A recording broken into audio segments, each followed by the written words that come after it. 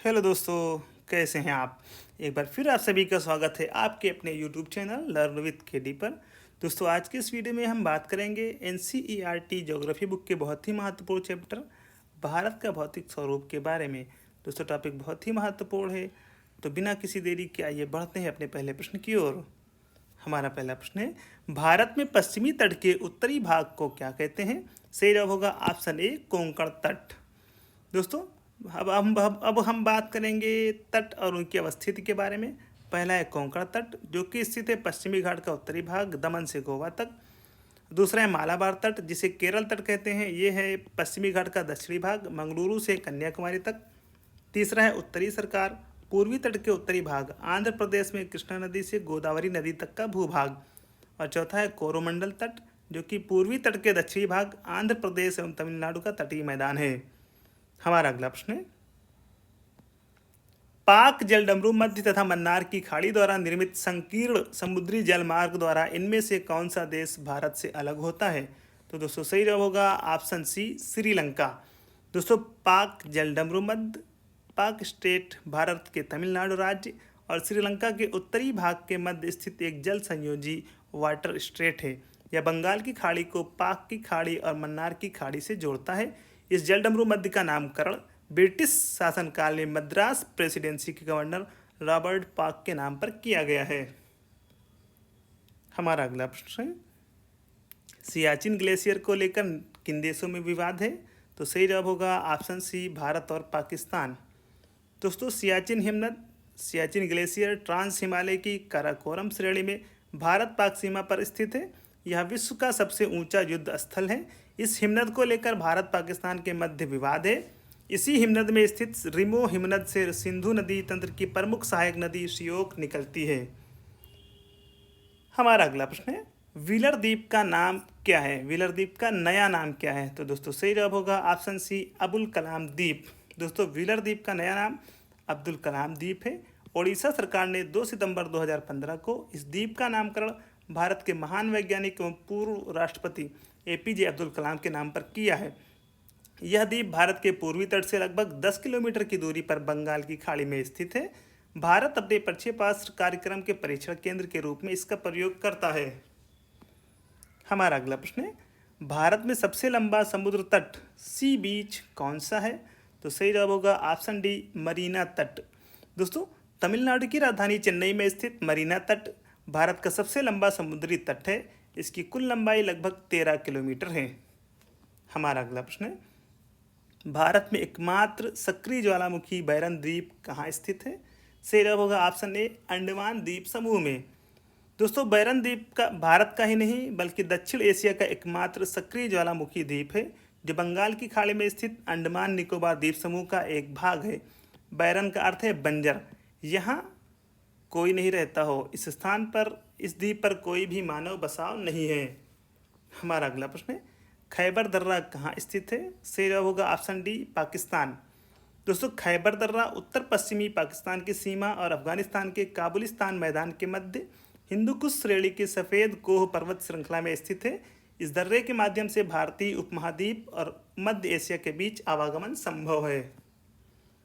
दोस्तों, वीडियो को लाइक करें, शेयर करें और अगर आप चैनल पर नए हैं तो चैनल को सब्सक्राइब करना बिल्कुल भी ना भूलें। हमारा अगला प्रश्न है, निम्नलिखित दर्रों में से कौन सा सतलुज नदी घाटी में स्थित है। सही जवाब होगा ऑप्शन सी, शिपकीला दर्रा।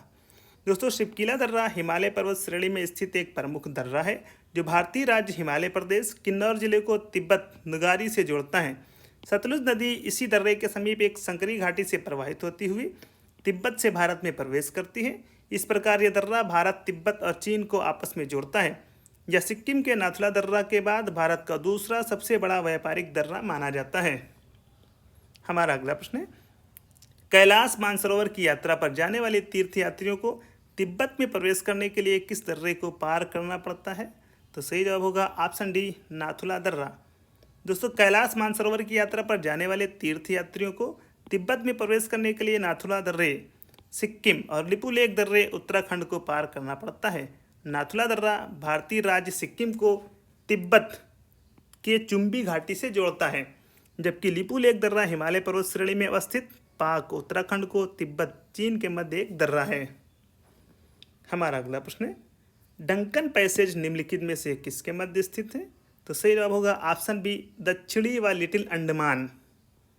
दोस्तों, हिंद महासागर में स्थित डंकन पैसेज एक जल डमरू मध्य है।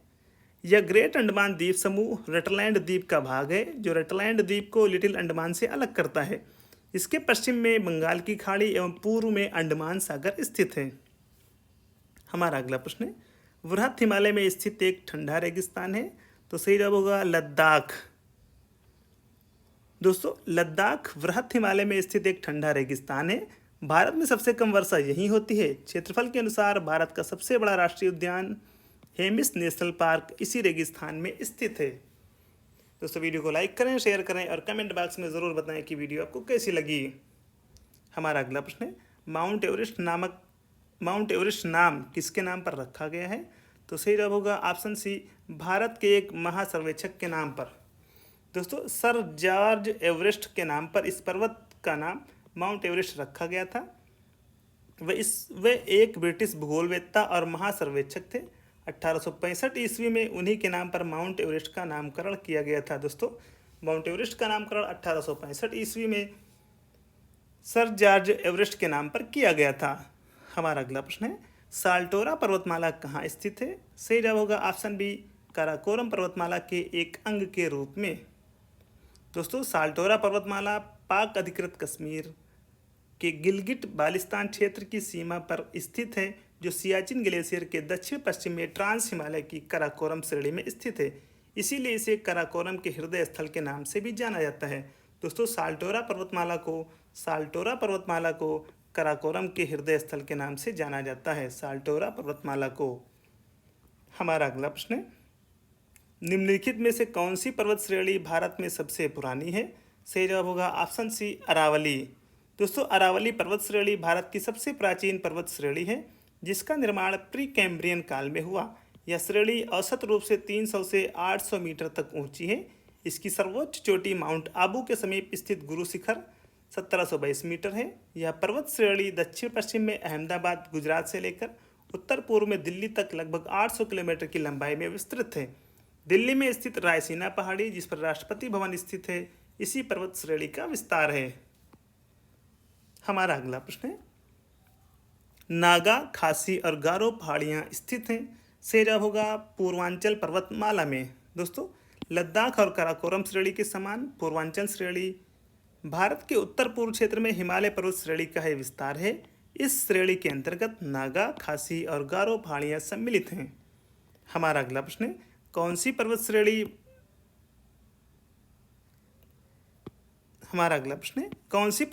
भारत में स्थित है? सही जवाब होगा ऑप्शन डी, पीर पंजाल। दोस्तों, पीर पंजाल हिमालय पर्वत श्रेणी का एक भाग है, जो भारत के हिमाचल प्रदेश, जम्मू कश्मीर और पाक अधिकृत कश्मीर में विस्तृत है। यह निम्न हिमालय की सर्वोच्च पर्वत श्रेणी है, जबकि Arakan Yoma, Myanmar, salt range Pakistan और सुलेमान पाकिस्तान और अफगानिस्तान में स्थित हैं। हमारा अगला प्रश्न है, मैकाल पर्वतमाला किस राज्य में स्थित है? सही जवाब होगा ऑप्शन डी, छत्तीसगढ़ में। दोस्तों, मैकाल पर्वतमाला छत्तीसगढ़ राज्य में स्थित है। इस पर्वत श्रेणी का सर्वोच्च शिखर अमरकंटक 1036 मीटर है। सोन, नर्मदा व महानदी नदियों का उद्गम अमरकंटक पहाड़ी से ही होता है। सोन गंगा की प्रमुख सहायक नदी है। हमारा अगला प्रश्न है, नल्ला मल्ला की पहाड़ियाँ किस राज्य में स्थित हैं? सही जवाब होगा ऑप्शन सी, आंध्र प्रदेश।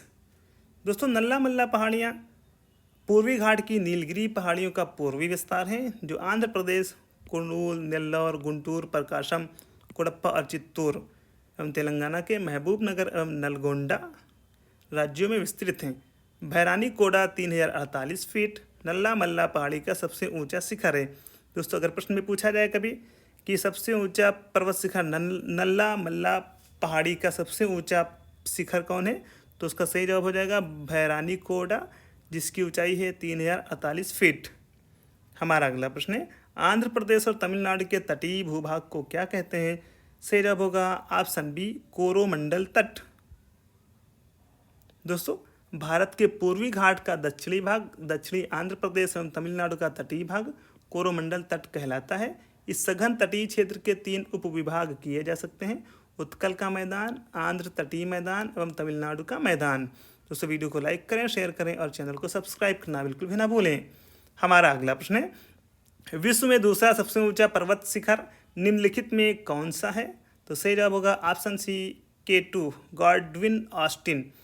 दोस्तों विश्व का दूसरा सबसे ऊंचा पर्वत शिखर K2 कराकोरम पर्वत श्रेणी में स्थित है, जिसे गॉडविन ऑस्टिन भी कहा जाता है। यह पश्चिमी हिमालय एवं भारत की सर्वोच्च पर्वत चोटी 8611 मीटर है। हमारा अगला प्रश्न है, माजुली विश्व का सबसे बड़ा नदी द्वीप किस राज्य में स्थित है? सही जवाब होगा ऑप्शन बी असम में। दोस्तों माजुली द्वीप विश्व का सबसे बड़ा नदी द्वीप है जो असम राज्य में ब्रह्मपुत्र नदी के मध्य स्थित है। इस द्वीप का कुल क्षेत्रफल लगभग 1250 वर्ग किलोमीटर है। यहीं पर ब्रह्मपुत्र नदी सुबनसिरी नदी से मिलती है। माजुली आर्द्र भूमि वेटलैंड की श्रेणी में शामिल पारिस्थितिकी हॉटस्पॉट है। हमारा अगला प्रश्न है, सर क्रीक कहाँ स्थित है? सही जवाब होगा ऑप्शन ए गुजरात के साथ लगने वाली भारत पाक सीमा पर। दोस्तों सर क्रीक गुजरात भारत पाकिस्तान के मध्य सीमा पर स्थित एक दलदली क्षेत्र है जो अरब सागर से जुड़ा हुआ है। यह भारतीय राज्य गुजरात को पाकिस्तान के सिंध प्रांत से अलग करता है। ज्वारभाटा की अधिक आवृत्ति के कारण ज्वारभाटा की अधिक आवृत्ति एवं इसके प्रभाव से यह भूभाग जलमग्न रहता है। हमारा अगला प्रश्न है, अराकानयुमा हिमालय का पूर्वी विस्तार है। अराकानयुमा हिमालय का पूर्वी विस्तार है जो स्थित है, सही जवाब होगा म्यांमार में। दोस्तों अराकानयुमा पर्वत श्रेणी हिमालय पर्वत श्रेणी का ही पूर्वी विस्तार है जो पश्चिमी म्यांमार के रखाइन तटवर्ती राज्य और इरावदी नदी बेसिन के मध्य स्थित है। इसीलिए इसे रखाइन पर्वत श्रेणी के नाम से जाना जाता है। इस श्रेणी का कुछ भाग भारतीय राज्य असम, नागालैंड एवं मिजोरम में विस्तृत है। इस प्रकार यह पर्वत श्रेणी भारत और म्यांमार के मध्य प्राकृतिक सीमा निर्धारित करती है। हमारा अगला प्रश्न है, निम्न हिमालय और डॉट डॉट के बीच में स्थित लंबवत घाटी को दून के नाम से जाना जाता है। तो सही जवाब होगा ऑप्शन सी, निम्न हिमालय और शिवालिक के बीच स्थित लंबवत घाटी को दून के नाम से जाना जाता है। Option C Shivalik is the right answer. दोस्तों निम्न हिमालय के दक्षिणी ढाल तथा शिवालिक श्रेणी की उत्तरी ढाल के मध्य में अनेक चौड़ा तल वाली लंबवत घाटियाँ, कोड़धारी वन तथा अनेक छोटे छोटे घास के मैदान पाए जाते हैं, जिन्हें पश्चिम में दून, पूर्व में द्वार तथा उत्तराखंड में इसे बुग्याल या पयार अन्य नाम से भी जाना जाता है। देहरादून एवं हरिद्वार इसी का उदाहरण है।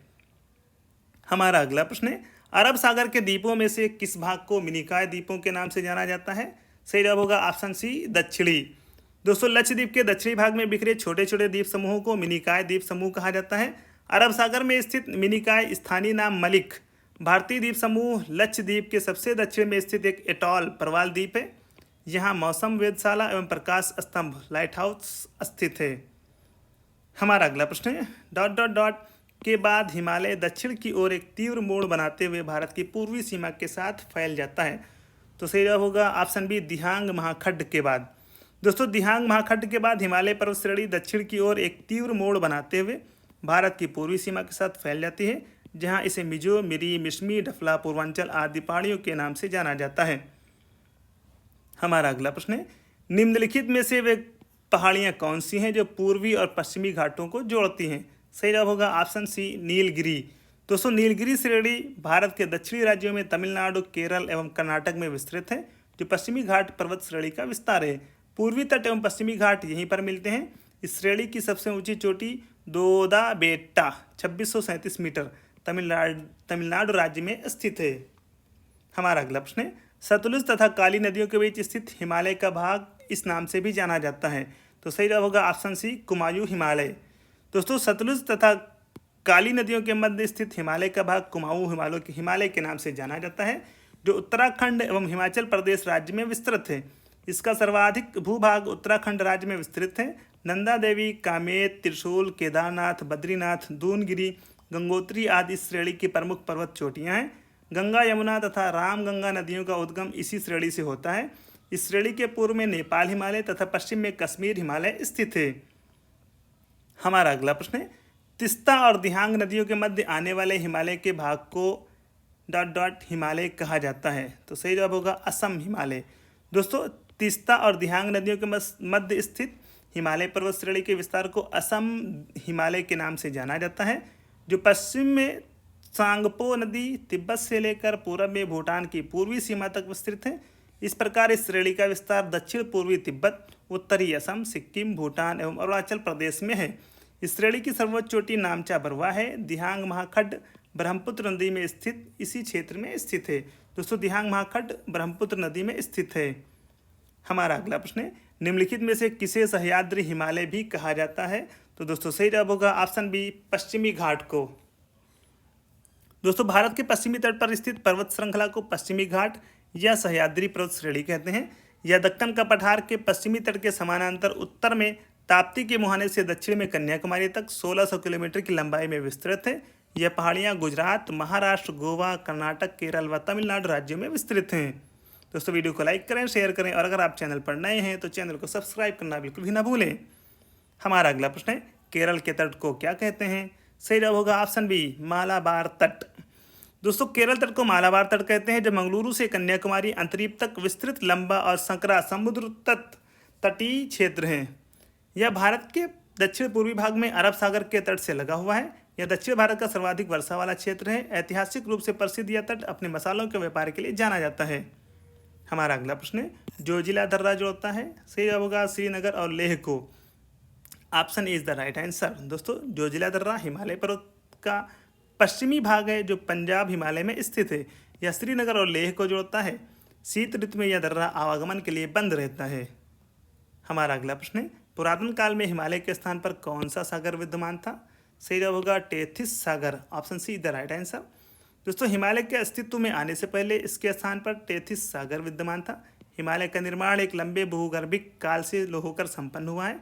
पूर्व में इस पर्वत के स्थान पर टेथिस भूसन्नति थी, जो भारतीय प्लेट को यूरेशियाई प्लेट से अलग करती थी।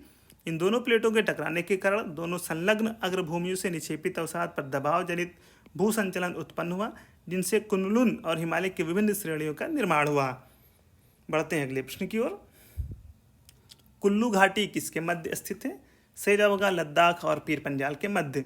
दोस्तों भारत में कुल्लू घाटी लद्दाख पर्वत श्रेणी और पीर पंजाल श्रेणी के मध्य स्थित है। यह हिमालय प्रदेश का एक जिला है जो व्यास नदी घाटी में स्थित है। यह घाटी सेब उत्पादन के लिए प्रसिद्ध है। हमारा अगला प्रश्न है, अंडमान तथा निकोबार द्वीप समूह में सबसे ऊंची चोटी कौन सी है?